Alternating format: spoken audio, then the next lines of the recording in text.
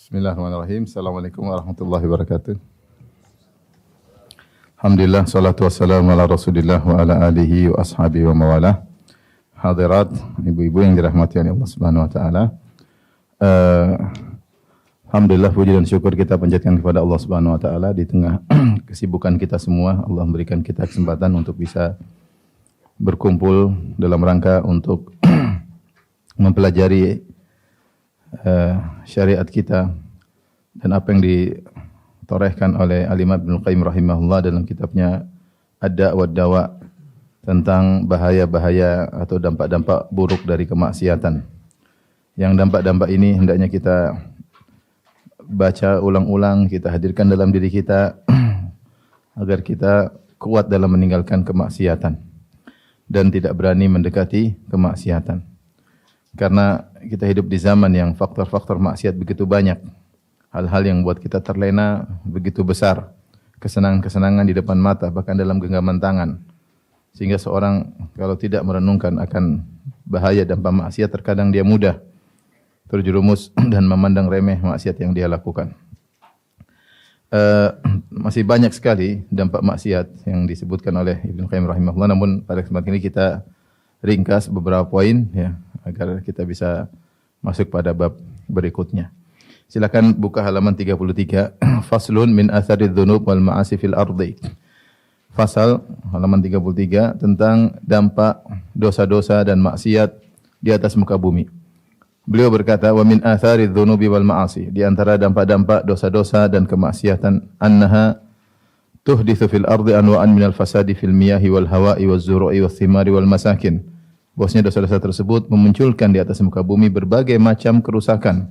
Kerusakan yang mengenai air, udara, tanaman-tanaman, buah-buahan, bahkan tempat-tempat hunian. Qala ta'ala, "Dhahara al-fasadu fil barri wal bahri bima kasabat aydin nas liyudhiqahum ba'dha alladhi 'amilu la'allahum yarji'un." Telah nampak kerusakan di daratan maupun di lautan akibat ulah perbuatan tangan-tangan manusia.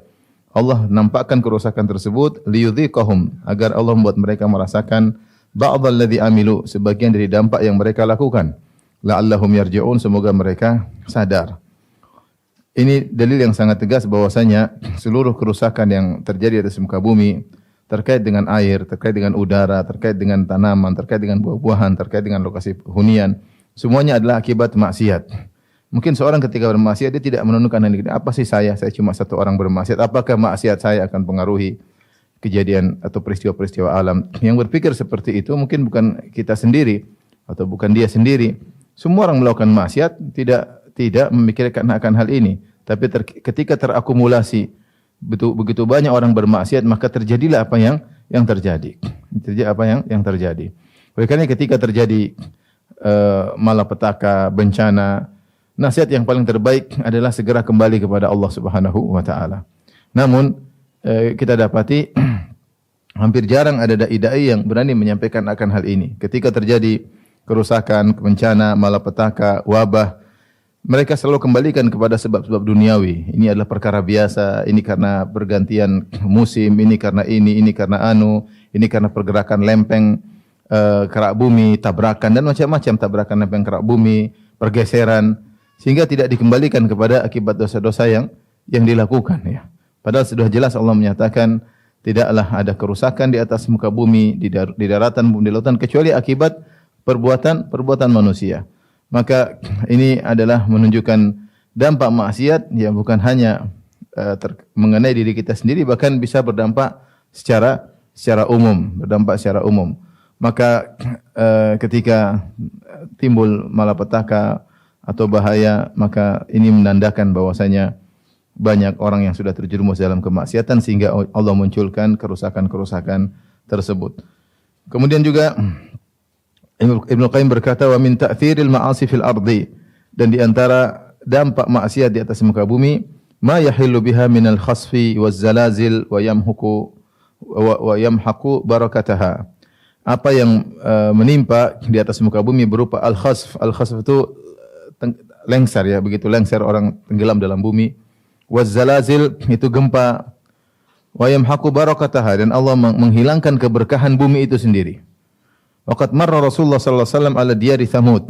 Dalam hadis yang sahih Rasulullah SAW pernah melewati lokasi hunian kaum Thamud, yaitu kaumnya Nabi Saleh yang bermaksiat kepada Allah, yang menyembelih ontanya Nabi Saleh.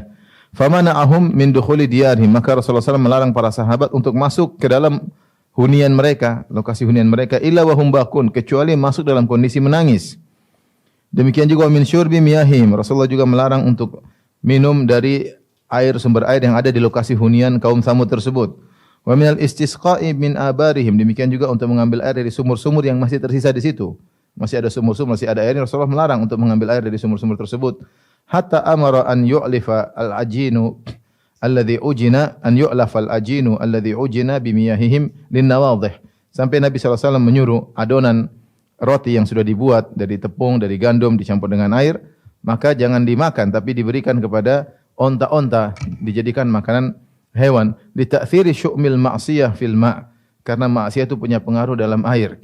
Wa kadzalika syu'mudz dzunub fi naqsis thimar, demikian juga buruknya dampak buruk maksiat yang menyebabkan kurangnya buah-buahan, wa ma tara bihi minal afat, dan juga apa yang kau lihat dari kerusakan-kerusakan yang ada. Sini seakan-akan Ibnu Qayyim memberikan dalil bahwasanya maksiat tidak terbatas hanya pada pelakunya saja, bahkan berdampak pada lokasi hunian pelaku tersebut. Bahkan pelakunya sudah lama meninggal dunia. Bukankah kaum Thamud sudah tewas sekian lama, mungkin ribuan tahun sebelum Rasulullah dan para sahabat melewati lokasi tersebut. Namun ternyata dampak buruk maksiat tersebut masih ada di lokasi tersebut. Masih ada di sumber air yang ada pada di situ. Sampai Nabi SAW melarang sahabat untuk masuk. La tadkhulu masakinakum. La tadkhulu masakina qauman masakina alladziina dzalamu anfusahum. Ya, janganlah kalian masuk ke dalam tempat tinggal mereka, ya. Illa an takunu bakin, kecuali kalian dalam kondisi menangis. An tusibahum an yusibakum ma asabahum. Khawatir, kata Nabi, akan menimpa kalian apa yang telah menimpa mereka. Jadi sampai di sini disebutkan oleh para ulama, kalau seorang masuk di lokasi hunian yang pernah diadab oleh Allah Subhanahu wa taala, dia hendaknya menangis. Kenapa? Kalau dia tidak menangis, dikhawatirkan apa yang menimpa kaum tersebut bisa menimpa orang yang masuk dalam lokasi tersebut. Bukan azab, tetapi bagaimana matinya hati, kerasnya hati. Yang kerasnya hati bisa menyebabkan azab di neraka jahanam. Bagaimana seorang tidak menangis melihat suatu kaum yang hebat, yang terkenal, yang pernah megah di zamannya, yang bisa membuat tempat hunian yang begitu indah, gunung-gunung dipahat, dijadikan tempat tinggal, kemudian binasa gara-gara maksiat kepada Allah Subhanahu wa taala. Tidakkah itu membuat hati seorang menjadi takut kepada Allah Subhanahu wa taala? Maka pantas orang kalau lewat tempat itu harusnya menangis. Kalau dia tidak bisa menangis dengan ayat Allah yang Allah tunjukkan di hadapan dia tidak menangis, berarti hatinya bermasalah. Kalau dia tidak menangis, Nabi mengatakan an yusibakum ma asabahum. Aku khawatir menimpa kalian apa yang telah menimpa mereka, itu matinya hati. Ya. Oleh karenanya bayangkan maksiat yang begitu luar biasa dampaknya, tidak hanya menyebabkan pelakunya saja, bahkan sisa hunian pun masih memberikan dampak kemaksiatan. Memberikan dampak kemaksiatan. Sudah kita singgung juga perkataan Ibnu Katsir terkait dengan kaum Nabi Lut, yang Allah binasakan kaum Nabi Lut sampai jadilah lokasi hunian Nabi Lut menjadi tempat yang tidak ada kehidupan, kemudian menjadi tempat yang paling rendah. Ada yang menyatakan al-bahrul mayyit, laut mati, yang menunjukkan dampak maksiat luar biasa bukan kepada pelakunya saja, bahkan kepada penghuninya. Bahkan orang yang mau lewat saja bisa terkena dampak maksiat tersebut. Maka seorang waspada dari melakukan kemaksiatan, karena maksiat punya dampak bahkan kepada bumi tempat dia tinggal. Fasal berikutnya, faslun min uqubati dzunubi wal ma'asi. Di antara dampak-dampak atau hukuman-hukuman yang Allah berikan kepada pelaku maksiat. Di antaranya, annaha tudfi'u minal qalbi naral ghairah. Mematikan dalam hati sinar ghairah. Ghairah itu semangat beribadah, benci terhadap kemaksiatan, namanya ghairah. Allati hiya li hayatihi wa salahi kal hararatil ghariziyah li hayati jami'il badan. Yang bahwasanya cahaya atau sinar ghairah dalam hati itu, ya, semangat beragama, tidak suka dengan kemaksiatan, itu adalah sumber kehidupan hati. Sebagaimana panas yang ada dalam tubuh, kalau manusia mati kan dingin tubuhnya. Panas dalam tubuh itulah sumber menunjukkan bahwasanya badan tersebut, tubuh tersebut masih hidup. Fal ghairatu hararatuhu wa naruhu allati tukhriju ma fihi minal khabath wa sifatil madhmumah. Ghairah yang ada dalam hati itu, yang panas itu bisa menghilangkan penyakit-penyakit yang ada dalam hati. Sifat-sifat yang buruk diusir oleh ghairah, dibakar oleh ghairah.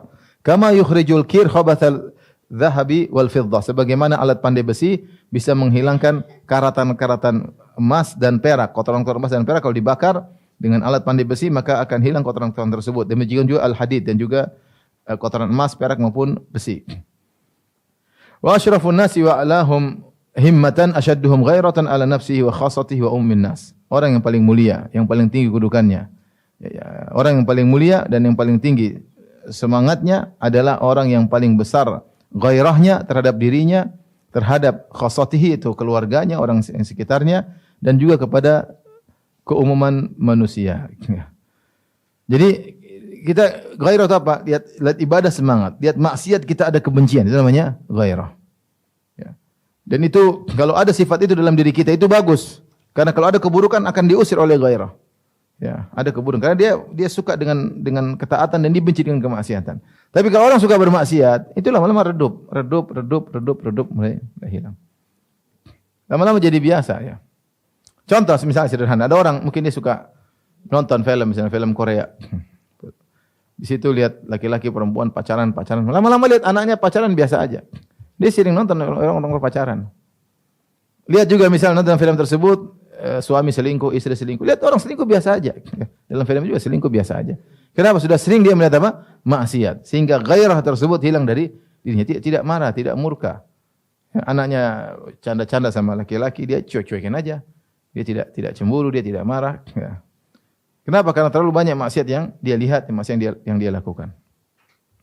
Padahal kalau gairah sudah hilang, maka hati itu menjadi lemah, lama-lama jadi mati.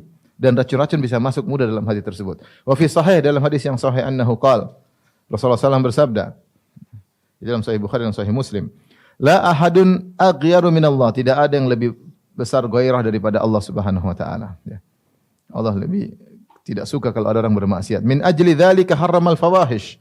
Karena Allah memiliki sifat gairah, Allah mengharamkan perbuatan-perbuatan keji. Ma dhahara minhu batan, perbuatan-perbuatan keji yang nampak maupun yang tersembunyi.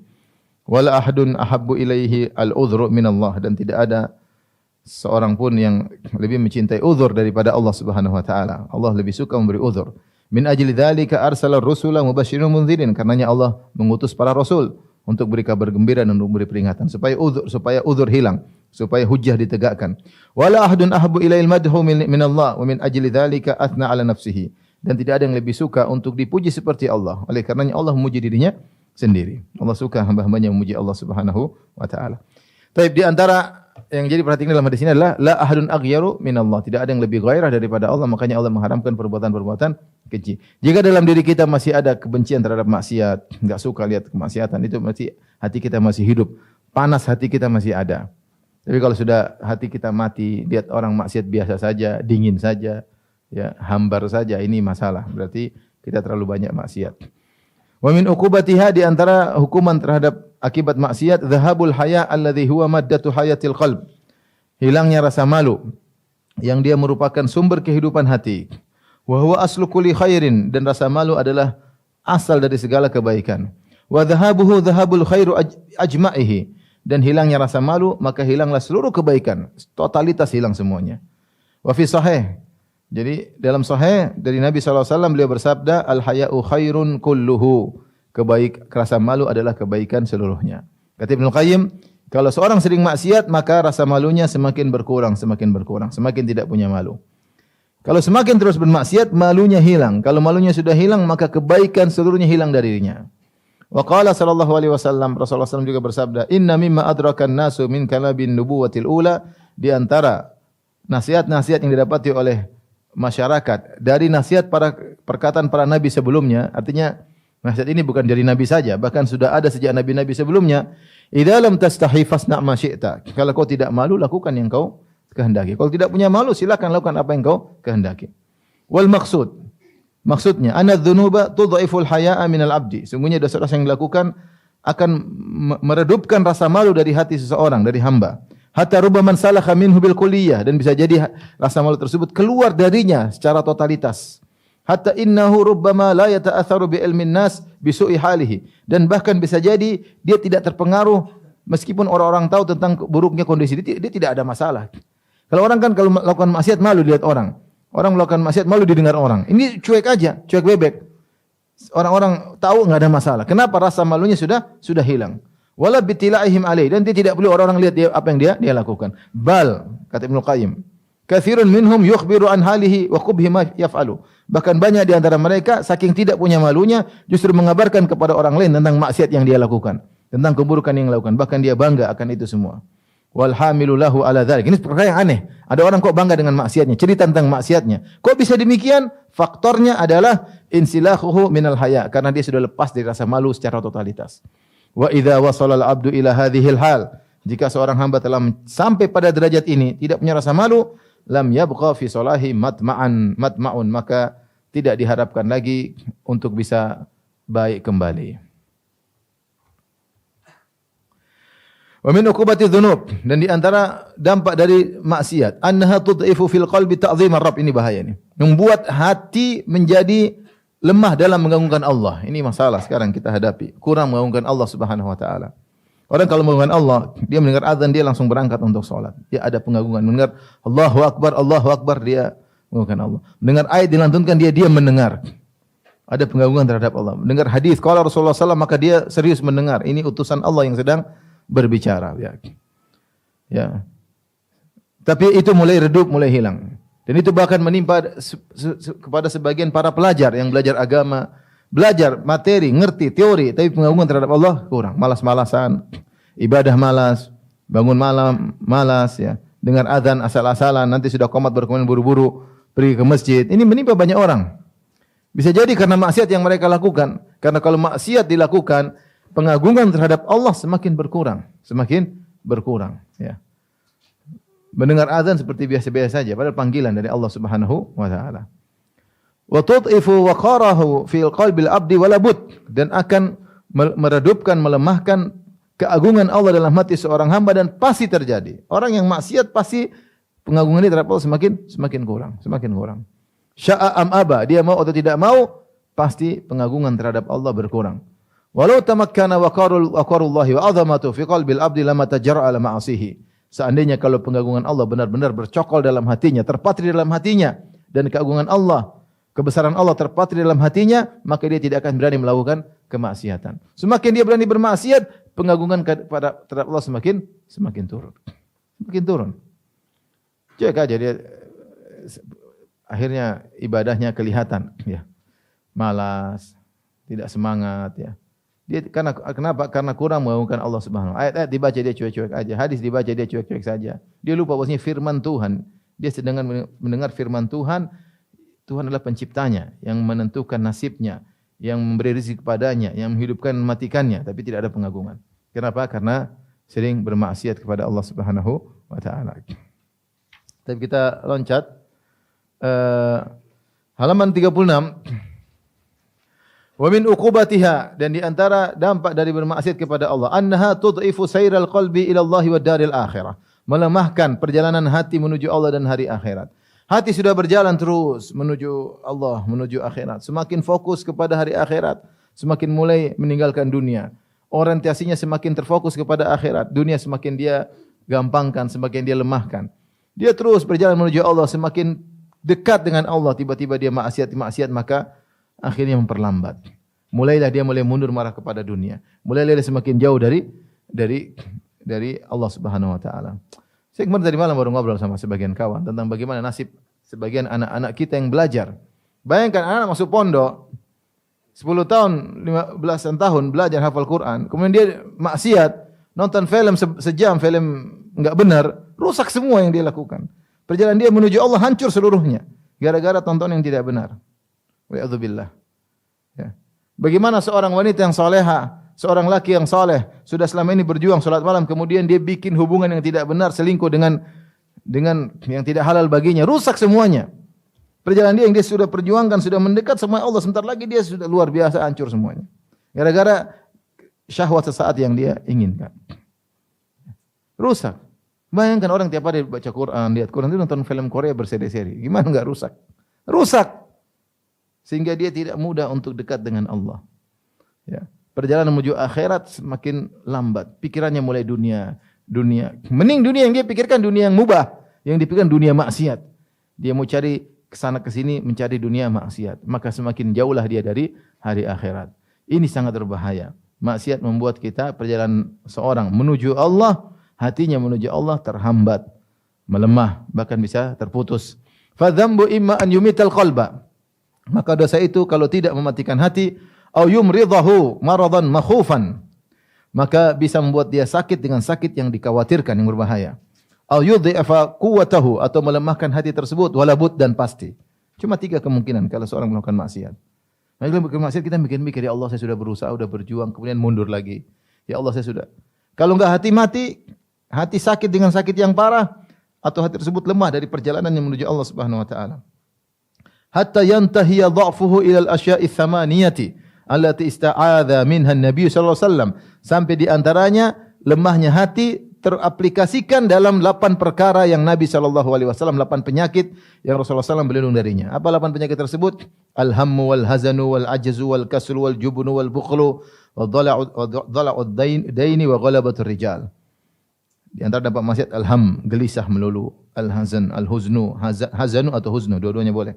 Sedih, al-ajzu, ketidakmampuan, al-kaslu, kemalasan, al-jubnu, penakut, al-bukhlu, pelit, dhala'ud dain, terlilit hutang, wa ghalabatur rijal, dikuasai oleh para lelaki.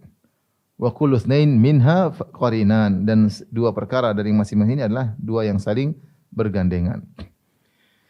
Jadi, kalau orang bertakwa kepada Allah Subhanahu wa taala, ya, dia mudah menghadapi ini semua, ya. Dia tidak selalu gelisah, dia tidak selalu sedih. Kenapa? Dia punya takwa. Bahkan berbagai macam problematik yang dia hadapi, dia tetap tegar. Kenapa? Dia punya hati yang kuat. Dia punya hati yang kuat. Allah beri kekuatan pada hatinya. Begitu banyak problematika, dia tegar. Dia sedih cuma sesaat, kemudian dia bisa tegar kembali. Kenapa? Hatinya kuat, beriman kepada qadarullah. Ya. Dia tidak malas-malasan. Kalau malas cuma sebentar, kemudian dia kuat lagi. Tapi kalau hatinya lemah, sudah. Kalau gelisah, enggak hilang-hilang kegelisahannya. Kalau sedih, tidak hilang-hilang kesedihannya. Kalau tidak mampu, tidak mampu. Kasal, malasan terus. Baca Quran malas, ini malas, itu malas, ini malas, itu malas. Nonton Korea rajin. Wal jubnu wal bukhlu. Takut, jadi penakut, jadi pelit, dan seterusnya. Wal maksud, intinya, anna dzunuba min aqwal asbabil jalibah li hadhihi thamaniyah. Sungguhnya dosa-dosa merupakan faktor terkuat untuk menimbulkan 8 perkara yang buruk ini. Kama annaha min aqwal asbabil jalibah li jahdil bala wa darakis syaqa wa su'il qada wa syamatatil a'da. Sebagaimana, ya, bahwasanya dosa-dosa merupakan sebab terkuat untuk mendatangkan jahdil bala, yaitu bencana atau musibah yang berat yang sulit dihadapi, kesudahan yang buruk, ya. Kemudian darakis syaqa, yaitu kesengsaraan yang rendah, su'il qada, kesudahan yang buruk, dan tertawanya musuh. Wa min aqwal asbabil jaliba li zawali ni'amillah. Demikian juga dosa-dosa termasuk sebab terkuat, faktor terkuat yang bisa mendatangkan hilangnya nikmat Allah. Wa tahawuli afiyatihi, keselamatan berubah menjadi tidak selamat. Wa faj'ati niqmatihi, mendatangkan tiba-tiba hukuman Allah yang datang dengan tiba-tiba. Wa jami'i sakhatih, dan juga menyebabkan seluruh kemurkaan Allah Subhanahu wa taala. Jadi ibu-ibu yang dirahmati Allah Subhanahu wa taala, ibu-ibu kalau gelisah melulu, ini berarti suka maksiat. Sedih melulu, itu juga Pak, berarti suka maksiat. Malas melulu, juga suka apa? Maksiat. Periksalah diri masing-masing. Kalau lihat Shopee semangat. Kalau suruh baca Quran enggak semangat-semangat. Buka tutup lagi, buka tutup lagi. Lihat WhatsApp semangat, ya. Ini kita cek diri kita masing-masing. Karena itu dampak-dampak maksiat. Segera perbaiki diri sebelum hati semakin rusak, semakin lemah, semakin enggak kuat. Dan benar-benar juga bukan kita aja, kita perhatikan anak kita juga, anak-anak kita. Ini zaman sekarang berat, ya. Dengan adanya berbagai macam medsos, TikTok. Subhanallah, berat. Musim kemarin musim pandemi. Anak-anak mulai belajar jarak jauh. Dikasih HP. Bikinlah grup untuk belajar. Grup wali murid. Anak-anak juga bikin grup. Di situ disebarin film Korea. Nonton di antara mereka. Mengerikan, ya. Apa yang sudah diperjuangkan selama ini bisa hancur dalam waktu sekejap. Ya, maka waspada diri kita dan juga waspada anak-anak kita.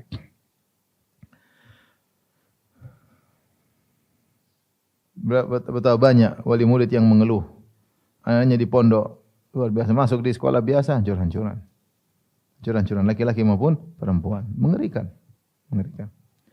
Wa min uqubatiz dzunub, dan di antara dampak-dampak dosa atau hukuman bagi pelaku dosa, annaha tuzilun ni'am wa tahullun niqam.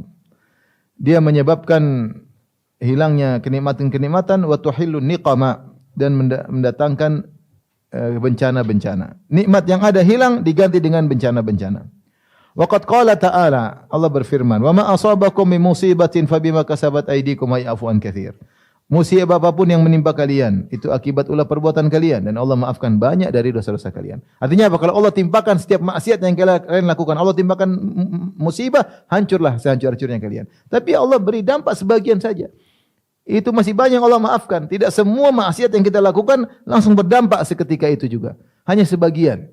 Banyak yang Allah wa ya'fu an katsir, dan banyak Allah maafkan. Itu pun sedikit yang kita lakukan. Artinya banyak yang Allah maafkan, sedikit yang Allah timpakan itu sudah mengerikan. Wa qala ta'ala, "Dzalika bi anna Allah lam yakum mughayyiran ni'matan an'amaha 'ala qaumin hatta yughayyiru ma bi anfusihim." Yang demikian itu karena Allah tidak akan merubah nikmat yang telah Allah berikan kepada suatu kaum. Artinya apa? Hukum asal kalau Allah sudah kasih kenikmatan tersebut tadum, langgeng. Hukum asalnya demikian. Allah kasih nikmat tersebut langgeng harusnya. Kenapa Allah rubah? Allah mengatakan Allah tidak akan merubah nikmat yang sudah Allah berikan kepada suatu kaum hatta yughayyiru ma bi anfusihim, sampai mereka merubah kondisi mereka. Mereka maksiat baru nikmat tersebut lengser sedikit demi sedikit. Sampai akhirnya dicabut, diganti dengan kesengsaraan. Wa qala ta'ala, "Innallaha la yughayyiru ma biqaumin hatta yughayyiru ma bi anfusihim." Sungguhnya Allah tidak merubah kondisi suatu kaum yang tadinya di atas kenikmatan. Allah tidak rubah menjadi kesengsaraan sampai mereka merubah diri mereka sendiri. Wa idza aradallahu biqaumin su'an fala maraddalah. Kalau Allah sudah berkehendak keburukan pada suatu kaum, maka tidak ada jalan keluar. Tidak ada yang bisa menyelamatkan mereka. Wa laqad ahsanal qail. Sungguh indah perkataan seorang penyair. Dengarkan ibu-ibu. Idza kunta fi ni'matin far'aha. Jika engkau dalam suatu kenikmatan, maka jagalah.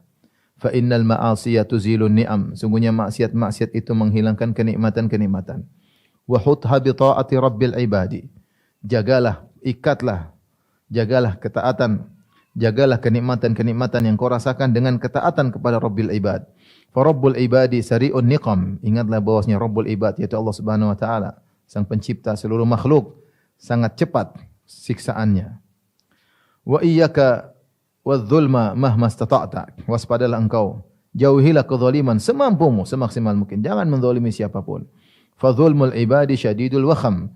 Sungguhnya menzalimi hamba-hamba Allah merupakan dosa yang sangat berat.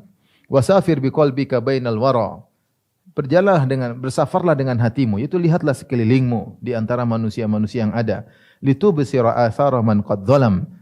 Agar kau melihat bagaimana akibat dari orang-orang yang berbuat kezaliman. Fatilka masakinuhum ba'dahum. Lihatlah tempat-tempat sisa-sisa tempat hunian mereka setelah mereka tiada. Syuhudun alaihim wala tattahim. Bahwasanya itu menjadi saksi atas perbuatan mereka, akibatnya mereka binasa dan masih ada sisa tempat yang mereka huni tersebut. Wa ma kana syai'un alaihim adhar min adh-dhulmi wa huwa alladhi qad qasam. Tidak ada yang lebih memberi mudarat kepada mereka seperti kezaliman yang mereka lakukan, itulah yang telah mematahkan punggung mereka. Fakam taraku min jinanin wa min kusurin wa ukhra alaihim utum. Betapa banyak kebun-kebun, taman-taman yang indah yang mereka harus tinggalkan akibat mereka dibinasakan oleh Allah. Mereka punya kebun-kebun, wa min kusurin, mereka punya istana-istana, wa ukhra alaihim utum, demikian juga lokasi-lokasi yang sana bangun-bangun yang tinggi, semua mereka tinggalkan, mereka binasa karena maksiat yang mereka lakukan, ya. Sulu bil jahimi wa fatan naimu wa kana alladhi nalahum kal hulmi, ya. Maka mereka pun dibakar dalam neraka jahanam dan lenyaplah kenikmatan yang harusnya mereka dapatkan, dan mereka apa yang telah mereka rasakan di dunia berupa kenikmatan seperti hanyalah mimpi.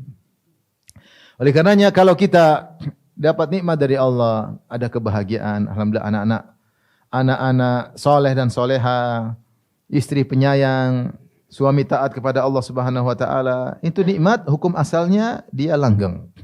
Selama kita tidak merubah kondisi kita. Kapan kita rubah kondisi kita? Mulai hobi ini, hobi maksiat, maka akan berubah. Dan itu sangat cepat. Kata penyair tadi, wa rabbul ibadi sari'un niqam. Sungguhnya Rabbul Ibad, Allah Subhanahu wa taala sangat mudah untuk menggantikan kenikmatan dengan kesengsaraan. Maka jangan sampai keluarga kita menjadi rusak gara-gara kita. Kita egois, ingin senang-senang, nonton yang tidak-tidak, bikin relasi dengan orang-orang yang tidak pantas untuk kita sambung relasi, kita selingkuh, ya. Kita nonton yang tidak-tidak, kita zalimi orang lain, akibatnya berdampak pada diri kita dan keluarga kita. Karena hukum asal nikmat yang Allah berikan kepada kita, kalau kita takwa kepada Allah maka dia akan langgeng. Kapan berubah berarti kita yang bermasalah. Wa min uqubatiha, dan di antara dampak atau hukuman kepada orang yang bermaksiat, ma yulqihillahu subhanahu minar ru'bi wal khaufi fi qalbil 'asi, yaitu rasa takut, rasa ketakutan yang Allah lemparkan dalam hati orang bermaksiat. Fala tarahu illa khaifan mar'uban, tidak kau melihat dia kecuali dalam kondisi takut, khawatir melulu. Fa inna ta'ata hisnullahi al-a'zamu alladhi man dakhalahu kana minal aminin min uqubati dunya wal akhirah. Karena ketaatan kepada Allah adalah benteng pertahanan Allah yang paling agung. Siapa yang masuk dalam benteng tersebut, maka dia termasuk orang-orang yang merasa aman dari hukuman dunia maupun akhirat. Ini subhanallah, sebagaimana orang yang bertakwa kepada Allah diberikan ketenangan, sebaliknya orang bermaksiat kepada Allah diberikan rasa ketakutan. Itu dirasakan oleh orang pelaku maksiat. Ya. Alladzina amanu wa tatma'innu qulubuhum bi dzikrillah. Ala bi dzikrillah tatma'innul qulub. Orang-orang yang tenang, ya, beriman dan hati mereka menjadi tentram dengan mengingat Allah Subhanahu wa taala. Ketahuilah, dengan mengingat Allah, dengan berzikir kepada Allah, dengan baca Al-Qur'an, dengan ikut pengajian, ya, mengingat hukum-hukum Allah, mengingat syariat-syariat Allah, maka hatinya akan menjadi tentram. Sebaliknya orang yang bermaksiat ada rasa takut. Meskipun dia di puncak kemewahan, meskipun dia di puncak ketenaran, ada rasa takut dalam dirinya, takut. Takut sewaktu-waktu Allah akan menyiksanya. Takut khawatir ada yang menyakitinya. Kenapa? Gampangan kita, kalau kita dunia, kalau ada orang punya bekengan di belakang, dia punya Jenderal Bintang 7 di belakang, dia tidak pernah takut. Ada benteng Jenderal Bintang 7 di belakang. Ya. Tapi kalau enggak ada Jenderal Bintang 7, ya, dia takut, jangan-jangan ini ada musuh, ada ini. Nah, kalau ada orang bertakwa kepada Allah, Allah sudah jamin kau masuk dalam bentengku yang terkuat. Enggak usah takut, apa yang pun yang menimpamu, tegar dan sabar. Ya, dia tidak, meskipun problematika begitu banyak, dia percaya diri karena dia tahu ada Allah yang melindunginya.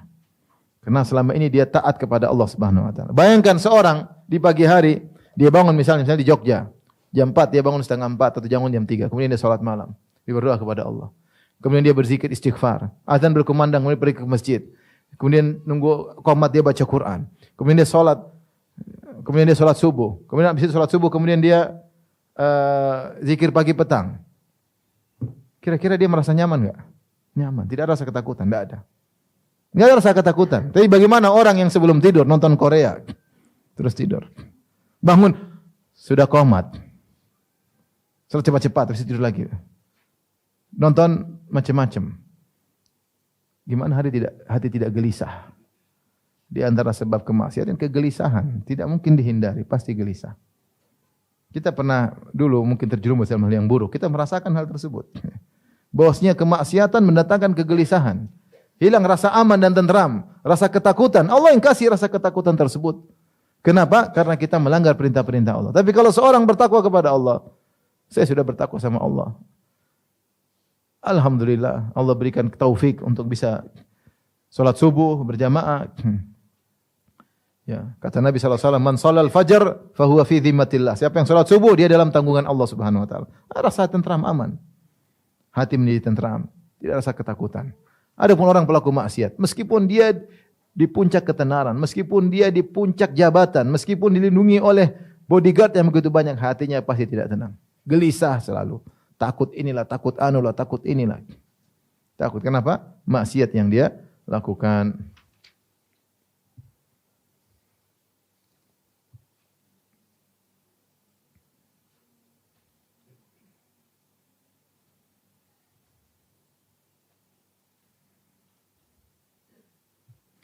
Baik, mungkin lihat bisa halaman 39.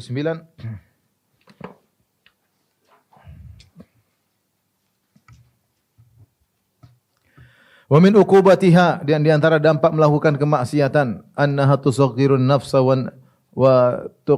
tukmi'uha ya, atau tuqammi'aha ya. Di antara dampak dari maksiat menjadikan jiwa menjadi semakin kecil dan semakin rendah, wa tudassiha wa tuhaqqirah, maknanya sama ini. Semakin terinjak, semakin hina. Hati seperti itu. Hatta tasira asghara syai'in wa ahqarahu. Maka jadilah bahwasanya jiwa itu adalah paling rendah dan paling hina. Hati ini menjadi semakin hina, semakin kotor, semakin rusak, semakin diinjak.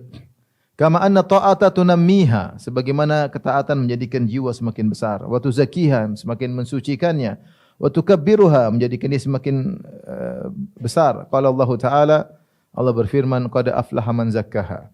Sungguh beruntung orang yang mensucikan hatinya. Wa qad khaba man dassaha, dan sungguh merugi orang yang telah mengotori hatinya. Ini di antara dampak maksiat. Kalau orang maksiat, dia semakin hilang kepercayaan diri, jiwanya semakin rendah. Dia rasakan tersebut. Dia merasakan kehinaan dalam dirinya.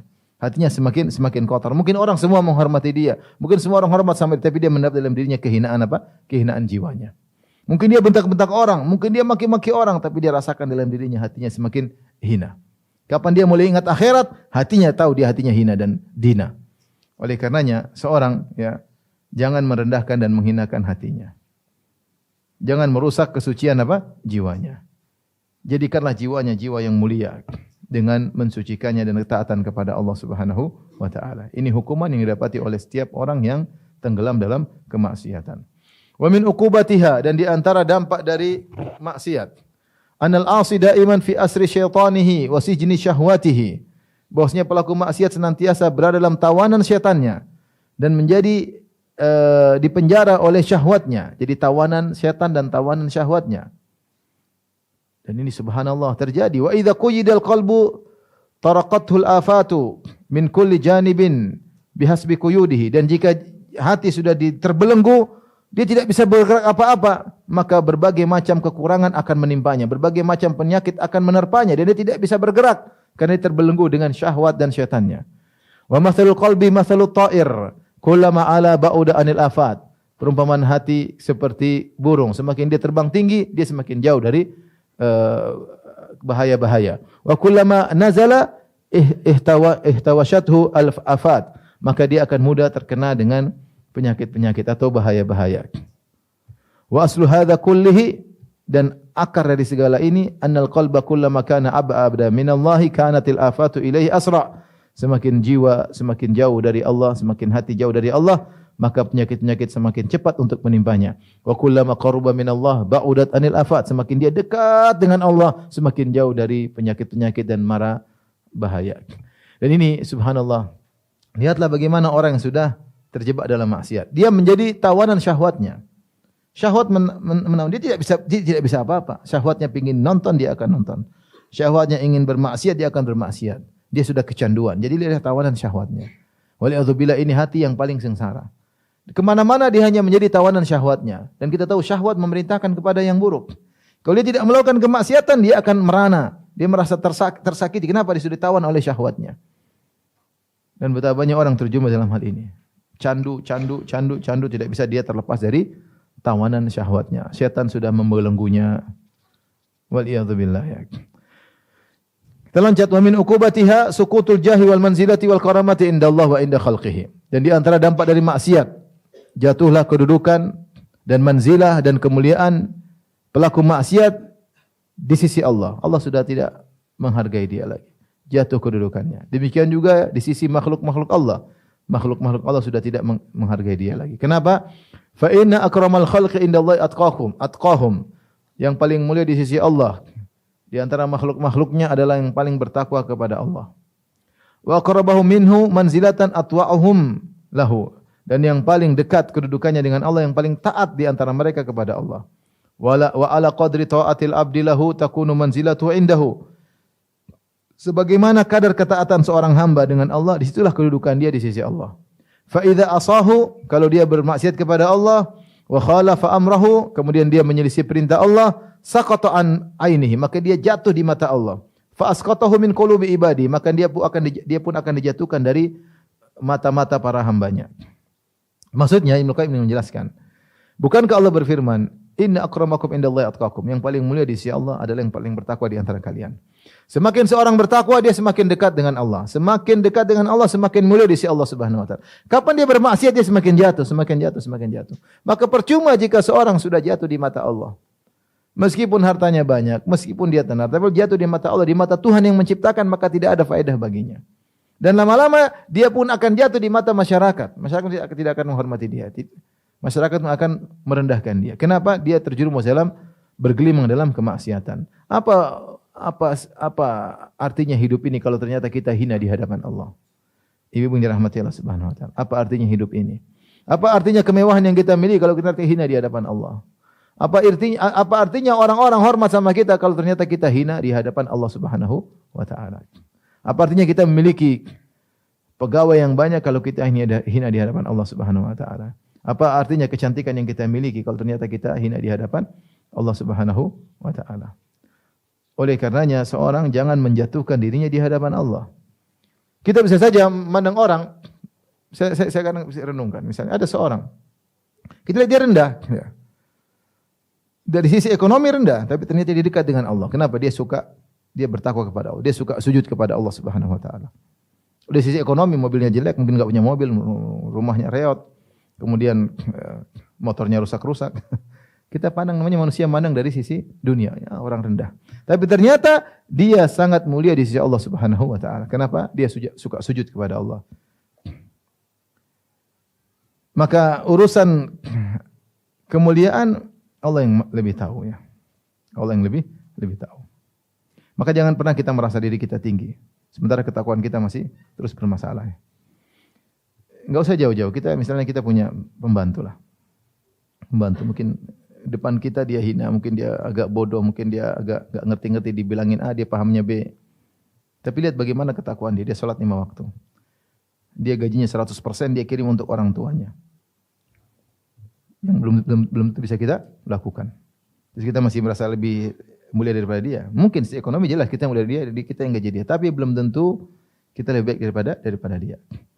Oleh karena percuma saya katakan, seorang cantik, jelita, punya barang-barang mewah, mulia, punya anak buah yang banyak, dihormati oleh semua orang, jadi buah bibir banyak, tapi ternyata dia hina di hadapan Allah Subhanahu wa taala. Dan tidak mungkin seorang mulia di hadapan Allah kecuali dengan ketakwaan. Tidak mungkin orang dekat dengan Allah kecuali dengan ketakwaan. Maka masing-masing kita berusaha untuk bertakwa. Program diri kita, bahwasanya waktu kita untuk kita gunakan takwa kepada Allah. Harus ada waktu kita baca Quran, sisihkan waktu.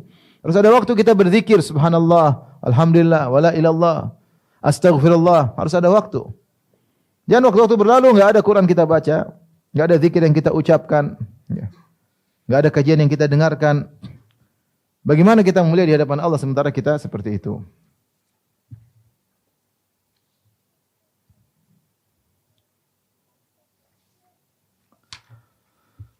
Baik, kita lanjut lagi halaman 41. Di bagian terakhir. Wa min uqubatiha, dan di antara dampak dari maksiat, annaha tamhaqu barakatal umur. Bahwasanya maksiat itu menghilangkan keberkahan umur. Wa barakatal rizq, dan menghilangkan keberkahan rizki. Wa barakatal ilm, dan menghilangkan keberkahan ilmi. Wa barakatal amal, dan menghilangkan keberkahan amal. Wa barakat ta'ah, dan menghilangkan keberkahan ketaatan. Subhanallah. Mengerikan. Keberkahan, dia punya umur tidak ada berkahnya. Dia punya rezeki enggak ada berkahnya.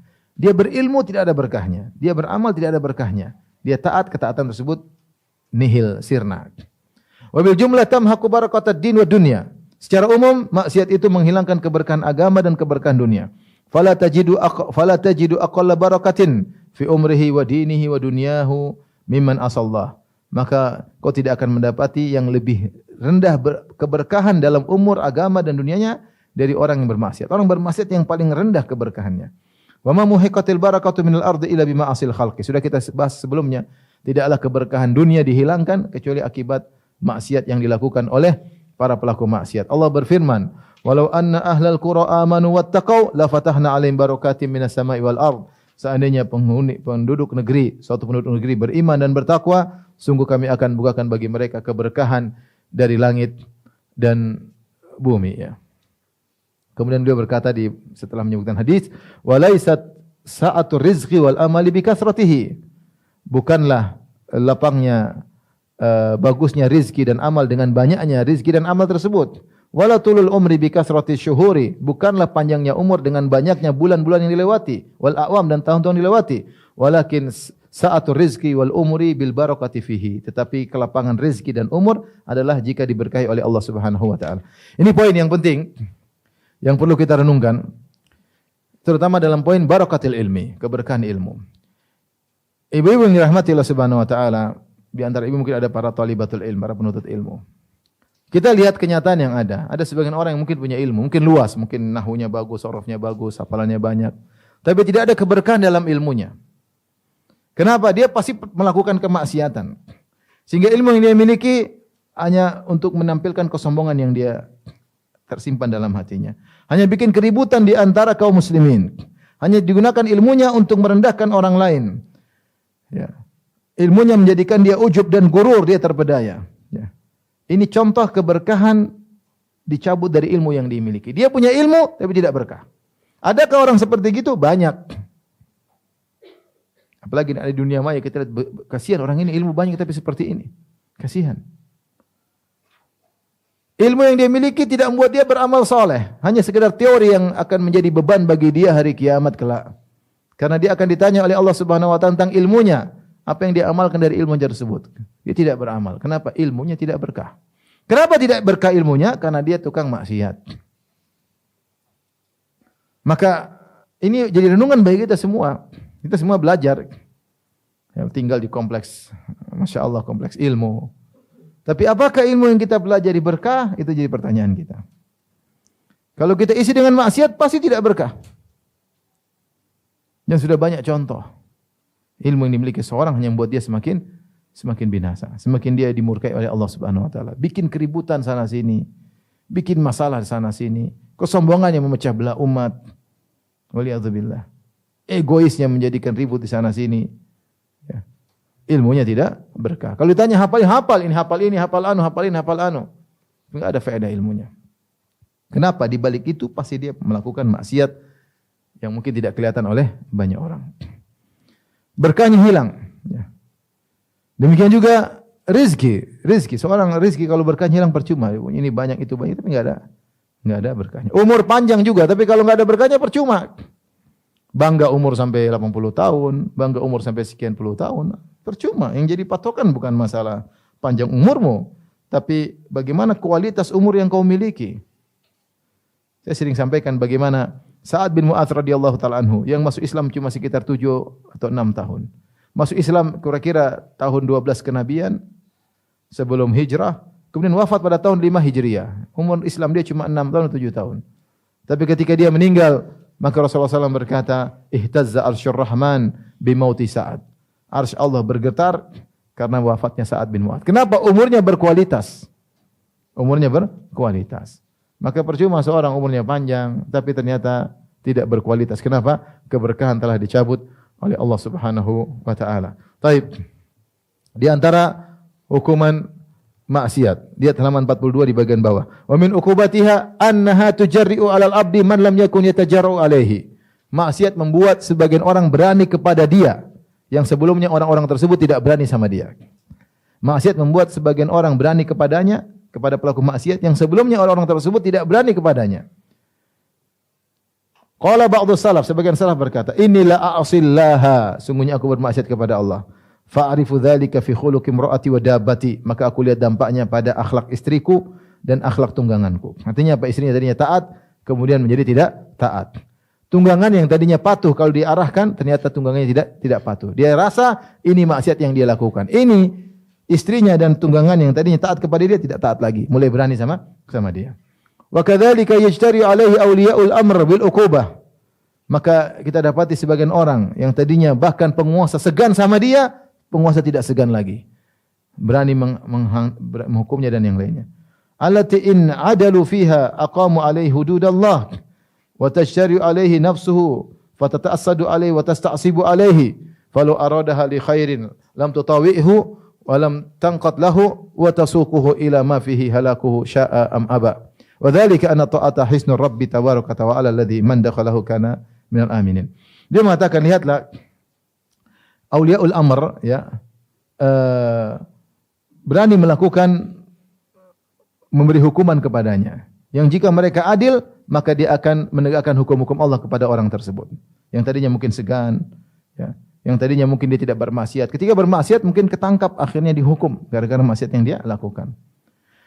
Kemudian jiwanya juga berani kepadanya, menjadi sulit baginya. Jiwanya, nafsunya yang tadinya dia nafsunya kalah sama dia, mau macam-macam menuntutnya dia larang, akhirnya nafsunya tidak berkutik, sekarang nafsunya mulai berani.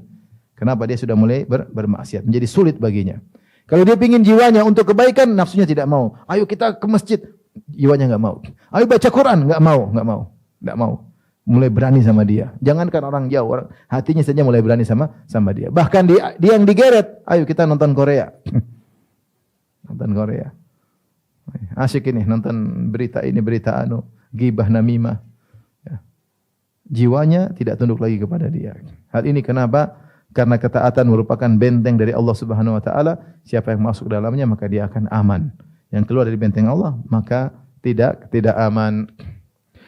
Baik, ibu-ibu yang dirahmati Allah Subhanahu wa taala. Kita lanjut ya. 45, lihat halaman 45. Wa min uqubatiha di tengah-tengah. Wa min uqubatiha di antara dampak dari maksiat anaha madadun minal insan yamuddu bihi aduwahu alaihi. Sungguhnya maksiat yang dilakukan oleh seorang adalah senjata pertolongan yang dia berikan kepada musuhnya untuk menyerangnya. Saya ulangi. Sungguhnya maksiat annaha madadun minal insan yamuddu bihi aduwahu alaihi. Maksiat itu ibarat kekuatan atau pertolongan yang dia berikan kepada musuhnya untuk menyerangnya. Jadi dia memberikan senjata kepada musuhnya untuk menyerang dia. Wal maksudnya apa? Anna dzunuba wal ma'asiyah silahun wa madadun yamuddu bihal abdu a'da'ahu. Sungguhnya kemaksiatan dan dosa-dosa merupakan senjata dan pertolongan yang seorang hamba berikan kepada musuh-musuhnya. Wa yu'inum biha ala nafsi, sehingga musuh-musuhnya semakin bisa menyerang dia sendiri. Fa yuqatilunahu bisilahi, akhirnya mereka menyerang dia dengan senjata yang dia berikan kepada musuhnya. Wa yakunu ma'ahum ala nafsihi wa hadza ghayatul jahli. Dan akhirnya senjata tersebut berada bersama musuhnya untuk menyerang dirinya sendiri. Dan ini merupakan puncak kebodohan. Seorang penyair berkata, ma yablughul a'da'u min jahilin, ma yablughul jahilu min nafsihi. Musuh tidak akan bisa sampai ya kepada seorang jahil seperti keburukan yang menimpa jahil dari dirinya sendiri. Artinya musuh bisa menimbulkan kemudaratan kepada seorang jahil, tapi masih kalah dengan kemudaratan yang ditimbulkan oleh si jahil itu sendiri. Maksudnya apa? Hidup ini terkadang kita tidak selalu nyaman. Terkadang ada musuh-musuh yang tidak suka dengan kita, yang tidak suka dengan agama kita, yang tidak suka dengan harta kita. Kalau kita bermaksiat, maka seakan-akan kita memberikan kekuatan kepada dia untuk menjatuhkan kita, untuk merendahkan kita. Semakin kita bermaksiat, kita semakin keluar dari lindungan Allah dan kita semakin memberikan pertolongan kepada mereka untuk menyerang kita. Dan itu benar, semakin seorang jauh dari ketaatan kepada Allah, dia semakin merasa diserang, semakin jauh dari pertolongan Allah dan musuhnya semakin mudah untuk menyerangnya. Makanya ketika Umar bin Khattab radhiyallahu anhu mengirim pasukannya, maka Umar memberi nasihat, jangan kalian bilang kita muslimun, mereka kafir, kita pasti menang. Oh, mereka kafir, kita muslim pasti menang. Kata Umar yang makna perkataan dia, kalian itu menang karena ketaatan kepada Allah. Kalau kalian bermaksiat, maka kalian sama mereka sama saja. Dan kalian bakalan kalah karena jumlah mereka lebih apa? Lebih banyak. Maka dalam hidup ini banyak hal-hal yang mungkin musuhi kita, orang tidak suka dengan kita. Maka jagalah diri kita dengan ketaatan kepada Allah. Semakin kita bermaksiat, kita semakin beri senjata kepada musuh-musuh untuk menyerang kita, dan ternyata kita kalah gara-gara senjata yang kita berikan kepada musuh-musuh kita. Taib, di antaranya terakhir ini, wa min uqubatiha annaha tuzilun ni'amal hadirah wa taqta'u ni'amal wasilah fatuzilul hasil wa taqta'ul wasil fa inna ni'amallahi ma hufidha mawjuduha bimithli ta'atihi wa lastujliba mafquduha bimithli ta'atihi fa inna ma 'indahu la yunalu illa bi ta'ati. Ini makna yang sudah kita jelaskan sebelumnya sebagai penguat di antara hukuman maksiat. Bahwasanya maksiat menghilangkan nikmat yang sedang ada, yang sedang kita rasakan, dan memutuskan nikmat yang harusnya langgeng berlanjut. Yang sekarang kita hilangkan, yang harusnya langgeng kita putuskan. Maka akhirnya menghilangkan yang sedang kita rasakan dan memotong yang akan berlanjut untuk kita dapatkan. Kenapa? Karena nikmat Allah ya tidak bisa dijaga seperti sebagaimana penjagaan dengan taat kepadanya. Dan tidak bisa dihilangkan dengan cepat seperti ya kalau dan bisa dikembalikan, tidak cepat dikembalikan seperti kata. Kalau ada nikmat yang hilang, kalau ingin kembalikan segera taat, akan mudah kembali. Fa inna ma indahu la yunalu illa bi ta'atihi, karena apa yang ada di sisi Allah tidaklah diraih kecuali dengan taat kepadanya. Jadi Ibnu Qayyim mengatakan kalau ingin jaga nikmat, taat. Kalau nikmat kita rasakan sudah hilang, segera kembali kepada Allah. Dia akan segera mudah kembali. Siapa bermaksiat, nikmat yang dirasakan sekarang hilang, dan nikmat yang harusnya berkesinambungan pun yang akan datang terhalangi. Dan itu musibah. Kamu kalau tidak bermaksiat harusnya ada nikmat-nikmat yang lain yang datang. Tapi ketika kamu bermaksiat, nikmat yang sekarang kamu buang, nikmat yang mau datang tidak jadi. Nikmat yang datang tidak jadi. Kita kalau keluarga ini ribut, suami istri ribut melulu.